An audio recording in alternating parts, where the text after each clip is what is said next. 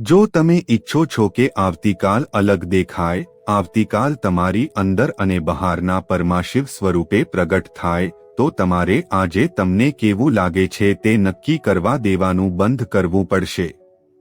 તમારે આજે જે વાસ્તવિકતા છે તે આવતીકાલને નક્કી કરશે એમ કહેવાનું બંધ કરવું પડશે. કૈલાસ એ શિવ છે. માનસ રોવા એ પરાશક્તિ છે. પરમાશિવની ઈચ્છા શક્તિ મનોન્મણી છે.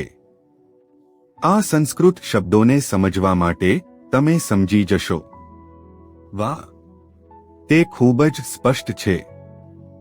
તમારી ઈચ્છા શક્તિશાંત કલ્પનામાં, જો તમે નક્કી કરો કે તમે પરમાશિવ છો, આવતીકાલે તમે તમારી વાસ્તવિકતાને પરમાશિવ સ્વરૂપે પ્રગટ થતી જોશો.